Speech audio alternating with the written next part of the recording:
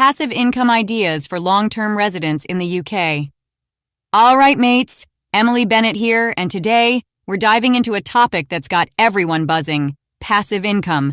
Now, I know what you're thinking. Passive income? That's for millionaires, isn't it?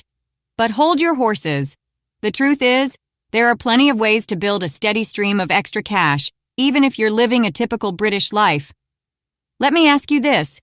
Have you ever dreamed of making money while you're enjoying a cup on a Sunday morning? Well, it's not as far-fetched as it sounds. Today, I'm going to share practical, everyday passive income ideas for us long-term UK residents. You don't need a mansion in Mayfair or to win the lottery, just a bit of savvy thinking. Grab yourself a brew, sit back, and let's get cracking. Let's start with something a lot of us have considered: renting out a spare room. If you've got a bit of extra space in your home, why not let it bring in some extra cash? Thanks to the UK's rent-a-room scheme, you can earn up to £7,500 a year tax-free. That's a tidy sum, right? When James and I first bought our place just outside London, we rented out the attic to a lovely tenant. The rent helped us cover the mortgage, and it felt good knowing we were making the most of our home. Plus, it was nice having someone else around when I was up to my elbows in nappies with the boys. If you don't fancy a full-time lodger, you could always rent out your driveway. Yup, it sounds odd, but if you live near a station, a hospital, or in the city, people will pay good money to park there. Websites like Just Park make it easy as pie to rent out your space. Now, let's chat about a more traditional option: dividend stocks. This is one of my favorites because it's the classic make money while you sleep move. With dividend stocks, you're essentially investing in companies that pay you a portion of their profits just for holding their shares. When I first got into investing, I wasn't too sure where to start.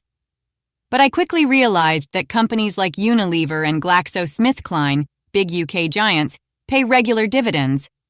And these dividends? They're like getting little paychecks just for being a shareholder. Over time, the more you reinvest those dividends, the more they grow. It's like rolling a snowball down a hill. Before you know it, it's built up into something substantial. Don't have thousands to invest up front? No worries. These days, you can start small with platforms like Vanguard or Hargreaves Lansdown and gradually build your way up. Remember, slow and steady wins the race, as my Nan used to say. Ever thought of being the bank? Sounds posh, I know. But with peer-to-peer lending, that's essentially what you're doing. It's where you lend money directly to individuals or small businesses through platforms like Zopa or Funding Circle, and in return, you earn interest on those loans. A mate of mine started doing this a few years ago, and honestly, I was skeptical at first. But the returns were better than she was getting from her savings account, and the risk is spread out across multiple loans, so it's not as scary as it sounds. The best part? Once you've invested, the income is pretty hands-off. It's worth doing your research to understand the risks, but with interest rates so low, peer-to-peer lending can be a clever way to put your savings to better use. Ah, the great British love affair with property. It's no secret that owning a home has always been a solid investment here in the UK. But what about owning a property that actually pays you? That's the beauty of buy-to-let. Years ago, James and I decided to dip our toes into the buy-to-let market. And let me tell you, it's been a game changer. The rent covers the mortgage and some, and while there's a bit of work involved with finding tenants and keeping up with maintenance, the rewards can be substantial. Now, it's not for everyone, and it does require a decent chunk of capital up front. But if you're already a homeowner and have some equity, it might be worth exploring. Plus, property values in the UK have a habit of rising over time, so you're building long-term wealth while earning passive income. And if buy-to-let feels like too much of a faff, consider property crowdfunding.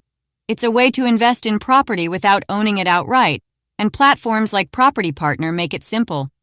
Here's one for the more creative folks out there: digital products.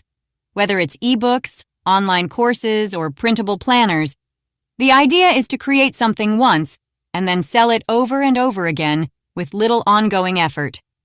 A few years ago, I decided to share some of the financial knowledge I'd picked up over the years, and I put together a small ebook on investment basics. I listed it on Amazon, and honestly, I wasn't expecting much. But then, little by little, the sales trickled in. It's not going to make you a millionaire overnight, but it's a great way to earn passive income if you've got something valuable to share.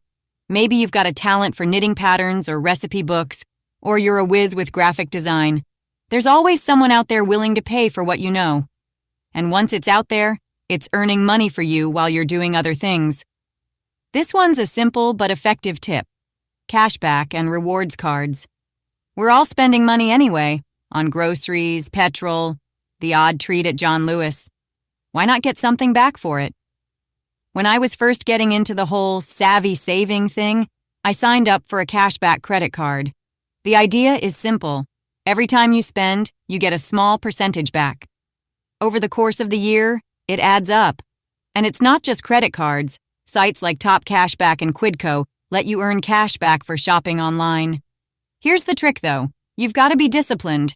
Pay off your card in full each month, and the cashback is essentially free money. James and I even use our points for a cheeky getaway now and then.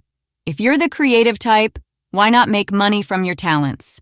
Whether it's music, photography, or writing, there are loads of ways to earn royalties on your work. Platforms like Shutterstock or Etsy allow you to sell your art, music, or photos, and once they're out there, they can bring in income for years to come.